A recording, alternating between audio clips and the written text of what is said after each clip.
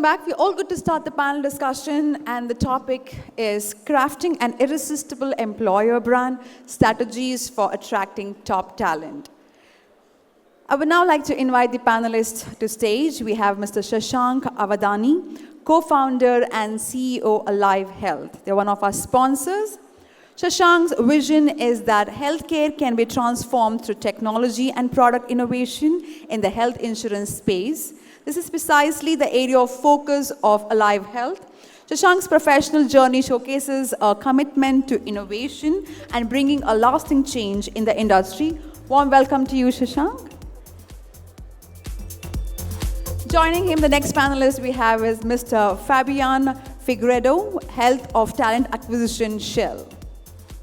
As the head of integrated resourcing at Shell India Markets Private Limited, he excels in designing and implementing comprehensive talent agendas for a diverse workforce of around 5,000 employees.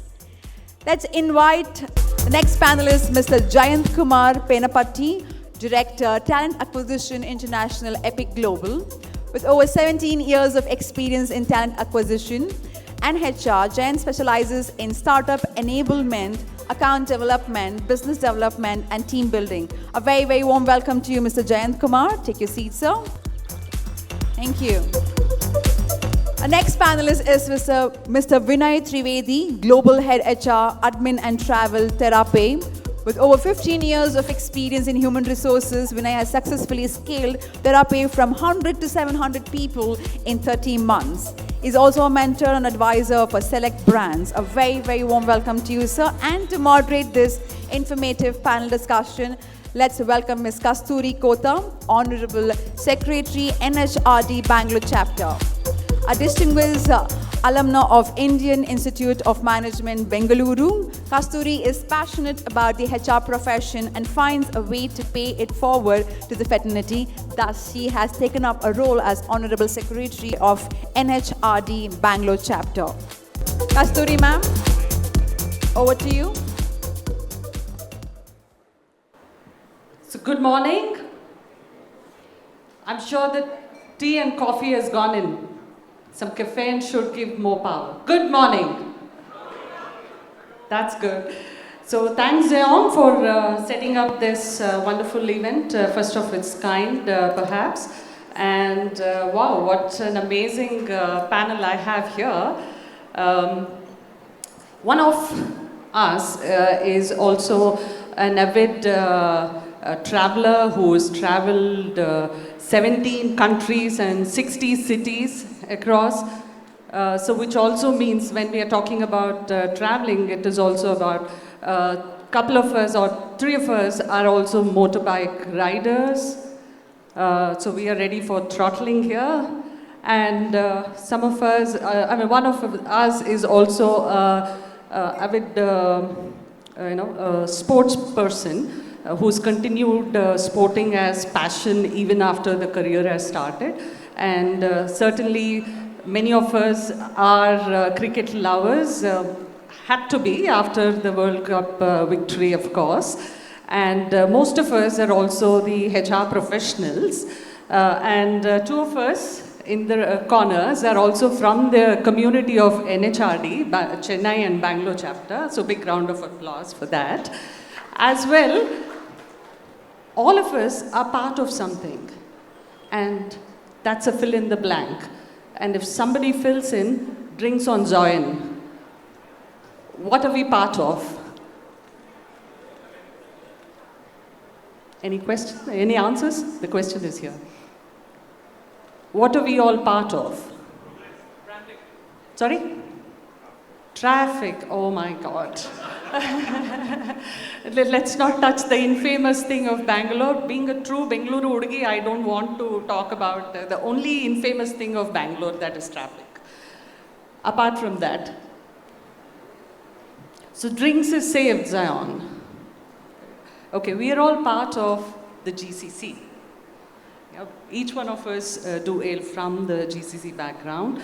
Okay, we are part of 1.7 million numbers. I mean, this is as per the NASSCOM report, not mine. And a piece of info from Why did I share this piece of info about all of us?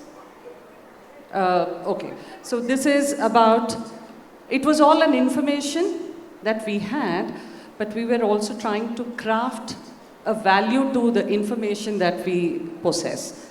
And that becomes an easy segue to our topic, that crafting value for through branding. Agree with me, co-panelists? So this was piece of information unless you got to know the way it should be told.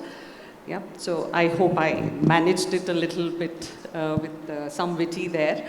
And that also gives in a good segue to the question. Perhaps I'll go with you, Fabian, first, more so because who other than you can know the value of time check or the clock check.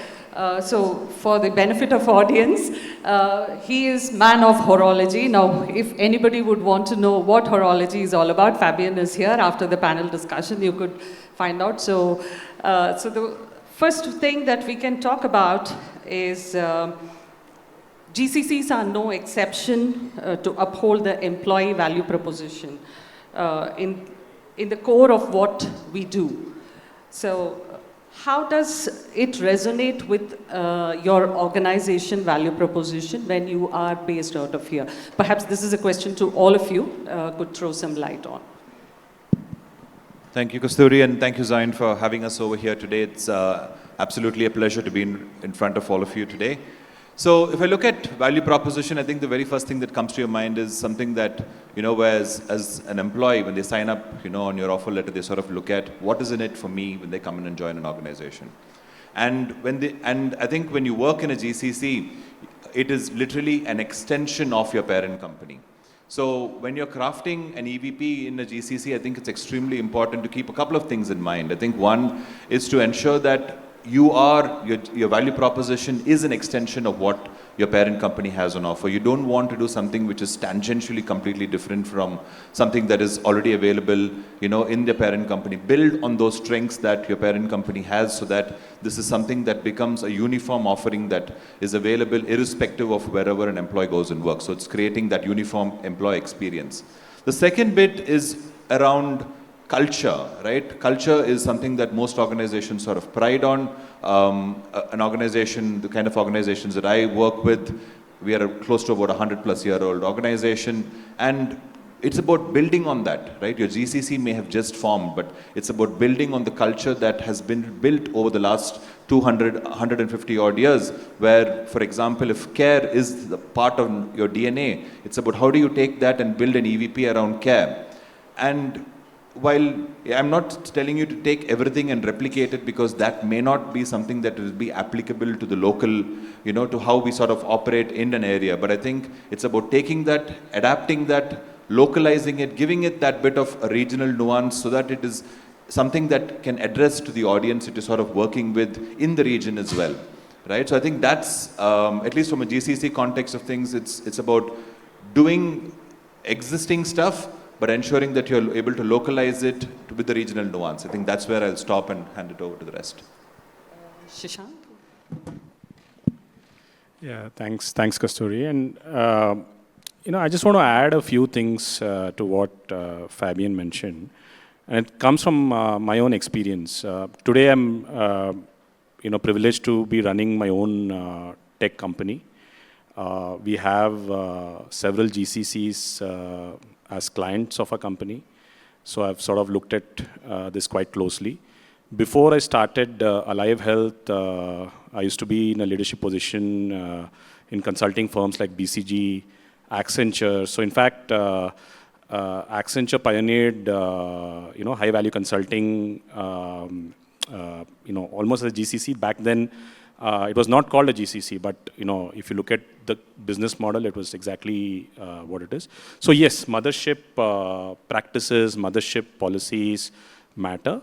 But one thing I've sort of, and especially when it comes to branding, it's very similar to how a marketer brands to their customers, right? So the way I look at this is, every employee is, fundamentally different. There is diversity in their choices, in what they want to do.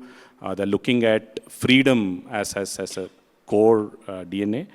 So while GCCs try to look at the mothership and say this is our policy framework, I truly believe that there is merit in looking at personalization. You know, for example, personalization of benefits is something that is pretty close to my heart, and that is where it comes. So there is a global policy framework, but there is a local nuance of who our employees are, and most of the employees are Indians.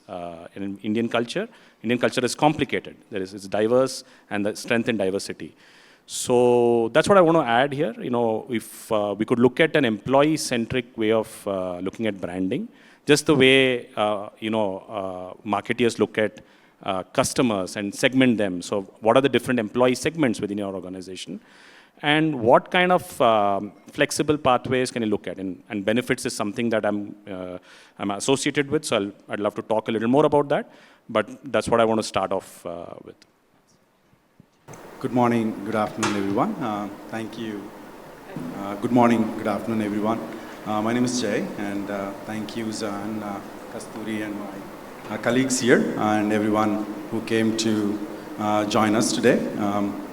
I feel GCCs, as we all know, is basically an extension to the parent company, right? But when a GCC starts in a particular location, they start with a particular culture and create a culture in that particular location, or based on that location culture.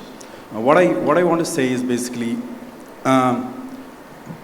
when at certain time, after a certain extent, I feel that GCCs should create their own value by creating teams or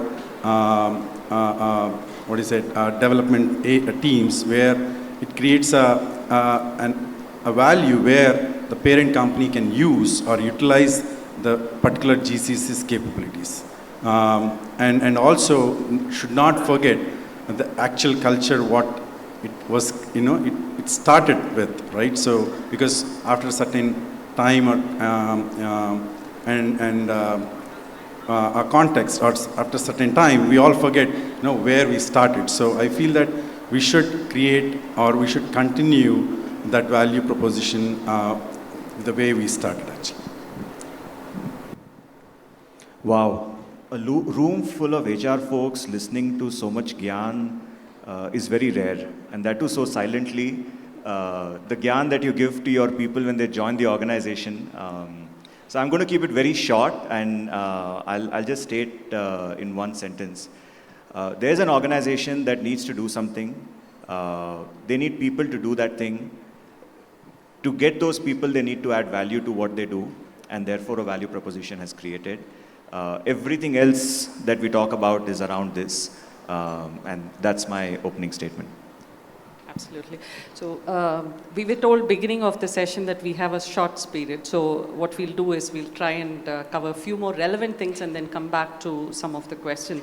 So one of the important thing, perhaps maybe a key takeaway from all of this whole sessions is, so as per the NASCOM report, forecast that next 5+ years, GCCs could rise to global roles or leaders for more than 20,000 numbers from us, from our country to be contributed. So what are the preparations that talent acquisition or people development, focus or the functions, we need to lift up for? And this is a question for all of you. Fabian, you would want to take lead there? So I think if you look at value proposition and branding, I think talent acquisition is really the forefront of the entire process. When we go out to candidates, the candidates really look at you in terms of what is in it for me, and when you have that initial and opening conversation. But I think today what's happening is, even before you really have that conversation, candidates are already aware, because you have organizations that have invested a great deal of money into whether it's social media branding, whether it is any content marketing, so on and so forth. So when the candidate comes into that conversation, they are already exposed to a fair bit of information around what is it that this organization sort of stands for. So when they come into that conversation, you're typically looking for some bit of a reinforcement to say that this is what we do, this is what we sort of stand for. And in today's context of things, when you look at branding as such, we are talking about branding on different fronts. I think one of the areas that most organizations today focus on is from a DEI point of view, right? How do you ensure that, as an organization, you are an equal opportunity employer? How do you ensure that you're covering for the underrepresented groups, that exist within the market? How do you ensure you're able to bring in underrepresented groups to sort of come in and apply to your roles in itself? So organizations are doing various things. I mean, putting out statements on their application forms to say that we are an equal opportunity employer, we appreciate this, right? So that's one step, in the right direction. I think the other bit that, organizations are also doing is looking at how do you use employee stories and employee testimonials today to sort of drive that, because at the end of the day, there's no bigger mascot for an organization than your own employee. The employee referral program and your employees going and talking about you in the market is by far and large the cheapest and the most effective way to sort of address and bring people into the forum. So you want to sort of use that and tap into that as much as possible. And I think finally it's about also ensuring that when we are talking about branding, there are different areas. I think one area that we spoke about is the DEI. I think the other bit is how do you ensure that you have leadership or inclusive leadership that is portrayed in your branding? How do you ensure that, when you're talking about hiring managers and what our hiring managers stand for? Because at the end of the day today, most people come and join or leave an organization because of a manager, right? So how do you say that, as an organization, this is the kind of leadership practices that we inculcate within our managers and have people talk about that? I think these are, a couple of things that we can potentially look at in terms of just branding ourselves when you go out there and from a talent acquisition point of view. I agree, Fabian. When we say, when a GCC is set up, or for every company after sales, the next most important element is hiring, right? So the talent acquisition team. When we say talent acquisition, it starts from branding till onboarding, correct? So and then also we all need to remember that branding starts within you. So that means every employee in that company would lead to a certain portion of branding for that particular company. So how a talent acquisition team can influence other teams to be a brand ambassadors? How can basically create that advocacy from the employees within? So as Fabian mentioned, how do we basically create that candidate experience? And once hired, how do we create the onboarding experience? How do we create the employee development, talent effectiveness, etc.? Definitely those are the key areas for any company. I think what NASSCOM is referring to today is India is going to be the hub for global roles, which means that each one of us are going to play a critical role in hiring talent globally. Today, you're used to getting instructions from your headquarters, and you are used to design policies and procedures around it. But what's going to change in the next couple of years is you will be at the helm of affairs where you're going to be the decision maker. You're going to state to countries what they need to do and how they need to drive. And certain things that we need to understand when we get into this journey, and for us to prepare for this journey, is for us to stop assuming things, for us to stop Indianizing things, stop feeding biryani to people when they come here for meetings. I'll give you a very, very quick example. In my case, we've grown from being operational in 3 countries 3 years back to today we are operational in 35 countries. And we've made a lot of mistakes when we had to do that. So it's important that GCCs get up to this challenge and stop looking at it from a perspective that, oh, we have a mandate from the HQ and that's how we are going to deal with it, and start assuming leadership positions. That will also help gain visibility to the leadership that's available in India for the global scene, instead of them looking at India as just one part of it. Absolutely. I think the confidence building happens from here. Shashank, you would want to have... Yeah, I'll just, continue to draw the parallel around, talent acquisition to customer acquisition, for example, the way we look at it. So typically you look at segmenting talent pools, say entry level, mid and senior, as well as what is also happening in today's world is with the advent of AI and next gen technologies, you have a very disproportionate number of people, a small number of people having deeper skill sets, right? And the talent market is changing very, very rapidly, recognizing that from the company's perspective. And like my fellow panelists mentioned, if you look at it from the employee's perspective, it's very similar to how a customer goes through today. Information is everywhere, right? Social media, referrals. You're going to ask your friends before taking a decision, right? So it is not so much about what you want to do, it is about word of mouth today, right? And as folks who are looking at this on a day-to-day basis, would really encourage this analogy, like look at it literally as how marketeers look at customer acquisition, and that is a good place probably to start. That also kind of gives an easy segue to also understand what are the challenges. I mean, as much as an external branding is required, there's so much of internal branding that has to be done back in the respective organizations to build in that confidence that give it to India and it'll be done. Right? Maybe Vinay, you would want to start putting some highlights, and then rest of you could chime in.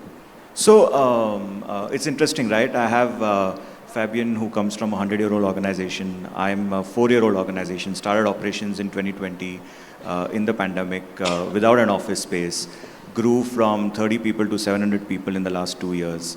So I didn't even have an EVP. I didn't know what culture I want to set. I didn't know how the organization needs to behave when we are hiring, across the globe. We, in fact, from an EVP perspective, because we did not have one, we had to do a couple of things. First, we had to create stories that can then go into EVPs as employee testimonials. We didn't even have enough of those. The best part is we didn't have an office space. Everybody was working remote. So like when I say, okay, come join Therapy, they're like, who the hell are you guys? Why do we have to join you? And if you remember 2022, nothing was working out. No EVPs worked out, no quality of life worked out. People just moved jobs and attrition was very high. So and another cliche is, every organization is unique. Every organization has best benefits. Nobody tells that, hey, that manager is a tough nut to crack, and therefore there's a lot of attrition in his team, and that's why we are continuing to hire, right? I think what worked in our favor was we told the failure stories. We told how we guys are still work in progress in a lot of places. We spoke about what is worked well and what has not worked well and that we are working on. And that kind of helped us in the talent attraction, and when we attracted talent in the last 2 years, we now have obviously created stories, we have Glassdoor reviews, we have LinkedIn that talks about us, etc., etc. So we had a tough job. I had a 80% offer drop when I had to hire 200, 300 people in a year. 80%, ladies and gentlemen. So that's like, we were working 24/7 to see how we could hire talent. And those were stories we would tell people. And raising to 35 countries now. Wow, amazing. Fabian, you would want to add something? So I think if I reflect on this, I think one thing that sort of comes to my mind is I think you need to define as to who you are, right? Who you are, what you stand for, and this can sort of vary for an organization which is a young organization. You're talking about technology, you're talking about the cutting edge, you're talking about the value that you're going to bring. For an organization that's sort of built over a period of time, you're talking about culture, you're talking about that bit of it, right? The cultures, the values and stuff like that. So I think right off the bat, you need to first define who we are. And once you define and know who you are after doing that bit of self-reflective exercise, that's when you're able to build an ecosystem of whether it is policies or practices and so on and so forth that comes around it. The moment you start trying to just do something for the sake of doing it, it becomes really a band-aid that you're trying to sort of apply on something, and it's really not sustainable. So, for example, the organization, some of the organizations that I've worked for in the past, we have, where in these organizations, if we promoted DEI, we spoke about that, right? If it was, an organization that had excellent benefits, we spoke about those excellent benefits that we have in terms of how this differentiates us from the rest of the market, right? There are the present organization that I work with, we have an amazing paternity leave policy. So we go out and talk about that, because that is what differentiates us when, it sort of comes out to the rest. Because at the end of the day, all of us are looking at the same segment of talent, right? 2022 was no different for us as well when we were sort of looking at talent. It was a bloodbath out there, right? So I think finding who you are and then putting, if you're a young organization, then looking at it in terms of saying that this is who I want to be as an organization, this is what I want to stand for as an organization. Or if you're an organization that's already there, you already have those values, that mission, that vision, it's about then taking that and looking at it, how do you sort of nuance it for your region, how do you build that, on that for your region. I think that's where, that's what at least I would sort of look at it. Shashank and Jay, you would want to add your perspective? No, I completely agree. The only thing I'll add with some specific example is that, branding, what I have observed, especially in GCCs, but elsewhere as well, is branding is what branding does, right? So in terms of what the organization actually does, for example, even in this panel, like there are, bikers and there are travelers and there are, sports folks, right? And if a value statement culture is that, we value you for who you are and sort of will help you, the employee benefits policy has to reflect that somewhere. Unless employees start talking about the fact that, look, this is my culture, this is my value statement. And I've worked probably in 6 or 7 organizations. So I've been a, company shifter in my life. And if you ask me, like, what were the 5 value statements of Org 1, Org 2, I will not remember it today, right? And if you ask your employees, you might have written them on walls everywhere, they will not remember. But they will always know what it felt like or what it feels like to work in the company. And that's my experience. Very beautifully put, Jay. Yeah, when we talk about external branding, one of the most important element what candidates look at is how consistent the company is with regards to each social media platform.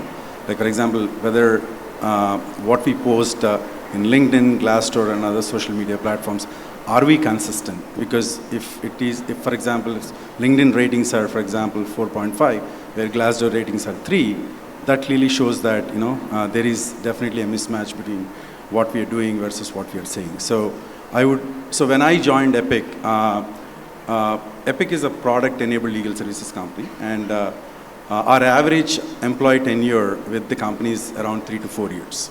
But when I joined, the social media ratings were like less than 3. So what we have done, or what as a talent acquisition team, we created an influencer program, and we got all the HR, we got all the business leaders, hiring managers, and made them, put their success stories and what they feel about the company in social media platforms, created testimonials, storytellings, etc. And that's how we improved our ratings across the social media platforms. And also, we created a Life at Epic page, because we do a lot of initiatives in inclusiveness, DEI, health and well-being, etc. So we created pages across each platform and showcased what we do as an Epic, and thus attracted the external candidates. So maybe you'd want to add something. Just add one last point, and I think because we are in talent attraction and sort of external facing, there's a very fine balance, right, between what the organization needs and what the candidate wants. And if we are unable to really find that and strike a balance between these two, and this could be around whether it's flexibility, it could be around promotions, it could be about talent, mobility, whatever may be the case. But if you're not able to find the soft spot and be able to message out consistently to our candidate pool that this is what, and this is who we are, and this is what we stand for, I think that's where it becomes a very difficult situation where a candidate, you promise something, the person comes in and then does not really, we're not able to deliver on the promise. So, I mean, that's an excellent point. I'll completely agree. And I'll just add one example of what we are seeing as of date, right, especially in GCCs. When it comes to benefits, especially health benefits, it started with one size fits all. But then very soon companies realize that, every employee is actually different. So a lot of our clients are actually moving towards a flexible benefits policy. on healthcare. I'm sure there are parallels elsewhere as well. So I think what Fabian mentioned is absolutely spot on. You as an organization, you want to do something, you have a certain policy framework, please stick to that. But please also recognize that every individual is looking for something different, right? In the interest of time, any questions from the audience? Else I do have another question to ask, but then we can go in for any questions from the audience. Yes, please. Yes. Hello, hi everyone. Thanks. Great session so far. I'm Prachi, and I globally lead employer branding for Sanofi hubs, as we call them internally, but of course GCCs. At the moment, we have operations in Hyderabad, Budapest, Kuala Lumpur, and Bogota. Of course, with some great expansion plans in the pipeline. And we also are amongst the top 5 in the space in the pharma industry. So my question, and great insights so far, we all understand some key tenets, key strategies around employer branding. Like you said, Fabian, it can't just be words on a paper, etc. So great, we understand internal, external channels, all of that. My question to all of you and whoever wants to answer, in terms of your own experience, what kind of investments are you guys making or seeing as success mantras for employer branding, right? Organic, paid media, advertising. While we speak about testimonials, benefits, how are we actually investing in all of these things to make it become a reality? And therefore, what do you think is going to be that one success mantra for organizations to create that differentiated positioning in the market? I'll just attempt. I'll talk about it from a startup ecosystem perspective. There are 2 parts to it. Part 1 is we really have to be genuine towards our employees. We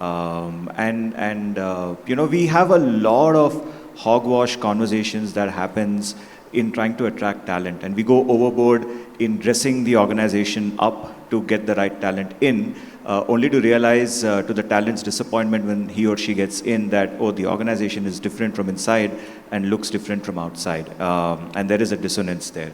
So I think part A is, and as HR leaders, it's our responsibility to see how we can help be genuine. I'm not saying be good all the time, but be genuine. There will be ups and downs, and you have to go through that together.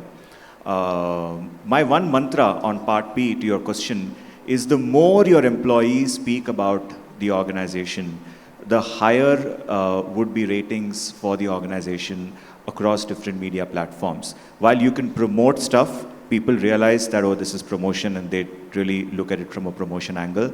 The more employees speak, the more value addition it gets. For example, I don't have to tell my employees to post anything on LinkedIn, right? They themselves feel proud and they post it. That shows that they're engaged. So the more you get your employees to talk about the organization, that's the mantra you should look at, and everything else will follow through. I'm sure there is no much investment needed for that. For sure. Zero investment. I think something that has worked for us has been ensuring that 80% or 90% of our marketing starts with our staff and ends with our staff. And this has been in different shapes and forms. It could be on just sharing something that we are doing on LinkedIn, all the way to, I think we recently ran a campaign where we got close to about 15 odd folks across the entire organization to come and talk about what this organization has done for them across different facets of life. So we had an individual coming and talking about how the organization supported them during personal loss. Some of them came and spoke about, what this organization has done in terms of giving them the kind of flexibility to sort of manage both professional and the personal side of things. We had one individual come and talk about how they are bringing in the element of DEI and really bringing that to life.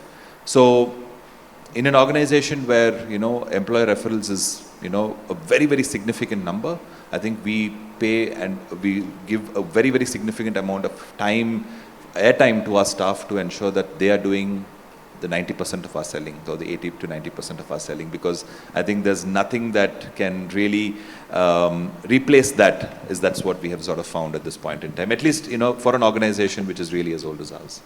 So I agree, and I'll just give you a couple of examples of investments, what this entails, right? So at BCG, for example, there are two types of investments. One is at campus, how you day zero all the time, right? It's the first company that should be on people's minds. And for that, there is significant time invested behind like campus ambassadors who are senior partners, who are probably, chairpersons of the region, etc. They actually fly down to their campuses, their own campuses. When people look up to them and they say, okay, this person has sort of achieved something significant, it doesn't brand allure, right, that is created. So to Fabian's point, investment is in terms of employees' time. The other one is a very successful alumni program. Now, it's very counterintuitive, like why do you want to create an alumni program as a company?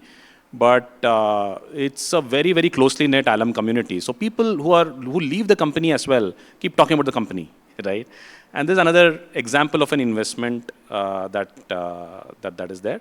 But the core part is word of mouth is what is driving sort of brand. All put together, I think it's the experience that we ensure to give in, no matter at what life cycle they are present with. Correct. I would like to add my 2 cents here. I'm sure learning and development is one area where every company needs to invest. And second one is, how, as a talent acquisition head, we are investing a lot of time training recruiters or talent acquisition experts to create that candidate experience, right from, the source till onboard. What are the steps? How do they, pass the feedbacks, messages, etc. So that's very important because internal employees, yes, they create that word of mouth. At the same time, the candidates who participate in the interviews, they also go. If you see there is an interview experience feedbacks in social media, right? So how do you create that experience is also very important. So it's both internal as well as external. And we don't believe in all those billboards or great places to work, etc., etc. Because if we do well on these 2 areas, I think it's all good because 60% of the candidates whom we hire, we get to know from our internal employees. They reach out to the internal employees asking, what is the culture of the company? What is the learning and development? We are a product development company. As a product development company, we use our latest tech stacks, versions, etc. But still, no matter how much hiring teams, recruitment teams talk about branding, culture, etc., they still reach out to the employees, right? So that's very important. I do have some use cases on how even a rejected candidate can become a great brand ambassador. So I mean, in my own journey, I did have several such instances where they talk quite high about the experience that they have witnessed. Anyone else? Any other question? Yes. Can we have 2 questions from the same table? Sorry. Hey, Vinay, you talked about sharing failure stories, right? Because that's a very difficult area to deal with. Because most of the times we see success stories being promoted. So can you share your experience on how you did it or how is the best way to do that?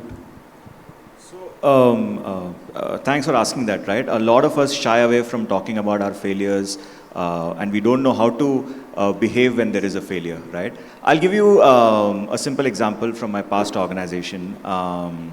There was a power cut in office and they were trying to fix it. It was a co-working space. We didn't have control about it. So, and it's natural when HR is walking around, they look at HR and say, hey, there's no power, how do we work? How, I'm giving you a very, I'm making it funny, but it's a genuine problem. People are sitting, sweating it out, right? I just took out my phone and I started clicking photographs of those people. And I wrote a story on LinkedIn saying that despite a power failure, the resilience these people are showing is amazing, right? The minute that went out, all of these people started smiling. Suddenly the urge of complaining vanished, right? It's how proudly you own your failures that'll help you define if employees are going to react. They're looking at you. If you are proudly owning it, they'll own it. You are trying to shirk away, they'll also start cribbing. You understand? Most of the times we don't face adversities or failures openly. We talk about it in hush-hush environment. So that's, I proudly talk about failures and I've seen it a positive impact. Absolutely. And I think the minute you're roping them into the problem, that itself is a solution. So, fantastic. You'd want to add? Yeah. I hope you're not stealing any more time, but I'll just add. I think we have okay. time for another question. Yeah, so but I'll just add one more point to this. I think in an organization, it's extremely important that we create a culture of what we call failing safely, right? The moment you shy away from creating an environment where people are really, they do not have the flexibility to come and share a failure, that's in itself doing a great deal of injustice to your organization, because failures teach us lessons, and lessons are what you want to learn and be able to sort of go out and share back with the rest of the organization. So in every organization, and we play a very significant, irrespective of the role that we handle, I think whether it's within our teams, whether it is within the larger team, it's about how do you create an environment where people can fail safely within the boundary conditions that are available, and you're able to come and bring up the story and bring in the the life incidents that sort of come out from that and share that with the larger audience, because each of us sort of face a very similar sort of a situation. So with that, I think thank you all. I would give this. Thanks, guys. I think thanks for the insight. We talked about the strategies. I think we talked about the specific thing. We talked about multiple things. Do you guys think that it's a mechanism, it's a consistency we all needs to have? Be it the learning and development, be it the rewards, be it the work environment, be it the workplace. I think it's a complete mechanism and the consistency which can bring us into attracting the talents. It's a generational shift, I believe. Right from the grandparents to my parents and to the current workforce. They all needs to have a consistency in them, having rewards and everything. So I just wanted to add that. Thank you. Absolutely. Thank you so much for adding on. Yes, we need to be consistent, and that's the power mantra. Thank you all for good hearing. I hope you all enjoyed as much as we did, sharing some stories alongside, and have a wonderful rest of the day. Thank you all. GCC Workplace Awards 2024, presenting partner LinkedIn, co-presenting partner Alive Health, initiative by Zyoin Group, in association with Brigade Group and Adrenaline, powered by WeWork, banking partner Axis Bank, knowledge partner CBRE, strategic partner KDEM, GCC partner Thalaron Global, gifting partner Chiari,